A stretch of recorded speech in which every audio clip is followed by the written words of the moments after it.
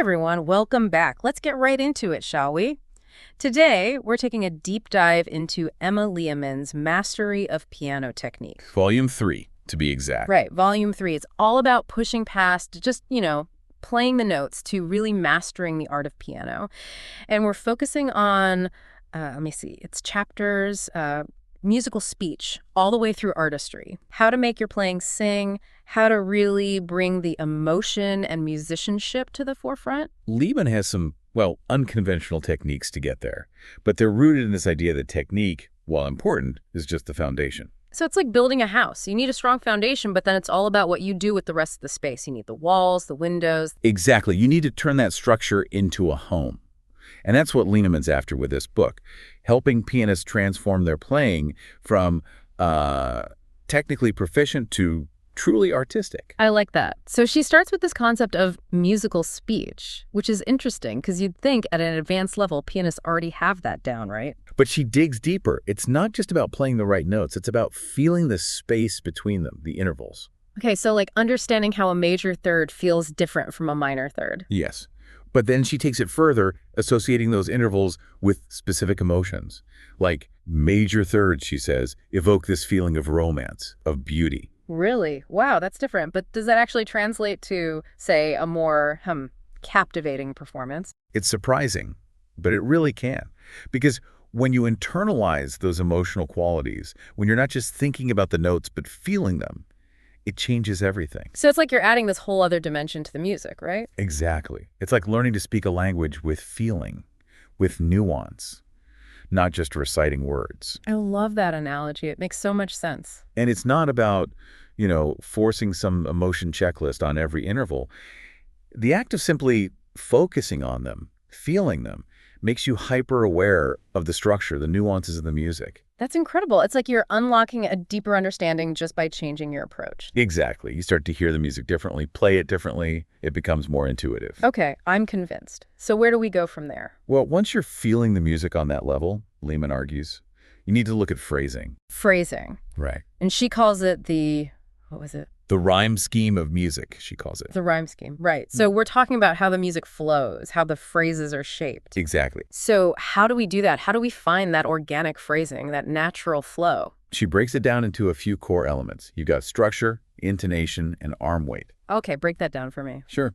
Structure is about understanding the building blocks of the music, the phrases, the motifs, like identifying the verses and choruses in a song. Okay, makes sense. You got to know the map before you can navigate it. Exactly. Then you have intonation, which is about using your ear, your musicality, to shape the nuances of each phrase.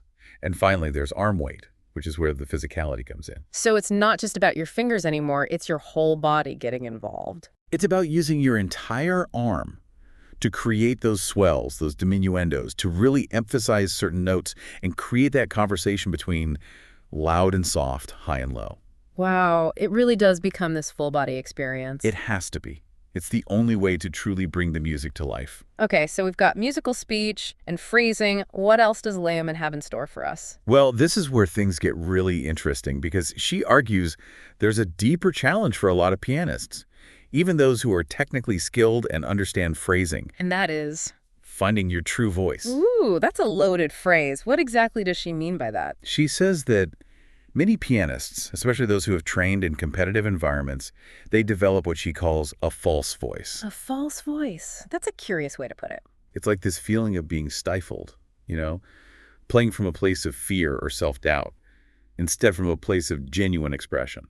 So it's like this mental block that prevents you from truly connecting with the music. Exactly. It's like when you're nervous speaking in public, Yeah. You might stumble over your words, your voice might sound shaky, even if you know what you want to say. Oh, absolutely. You're so worried about messing up that you lose the natural cadence of your voice. It's the same with playing. You become so fixated on hitting the right notes, on not making a mistake, that the soul of the music gets lost. And I imagine the audience can feel that hesitation, that lack of genuine connection. Absolutely. It's palpable. The music doesn't resonate the same way when it's played from a place of fear. So how do we break free from that? How do we find our true voice as pianists? Is it like a meditation retreat, but for music? Well, it's not quite a retreat, though mindfulness definitely plays a part.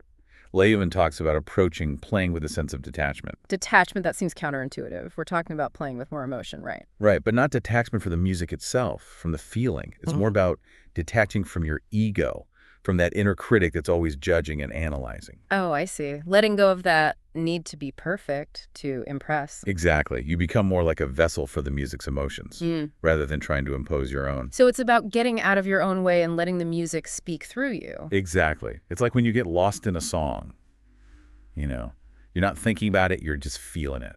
I get it. Okay, that makes sense.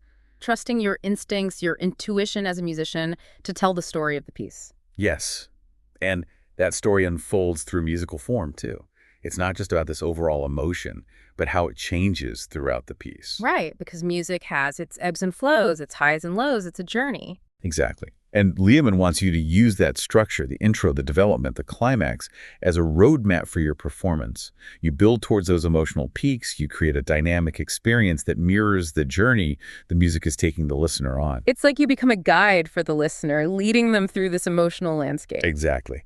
And speaking of guiding, that brings us to timing. And it's about so much more than just, playing in time. Oh, I bet. So how do you actually differentiate between those? How do you find that internal pulse? Well, Lehman identifies 5 distinct timing variations, ranging from calm, peaceful, all the way to energetic.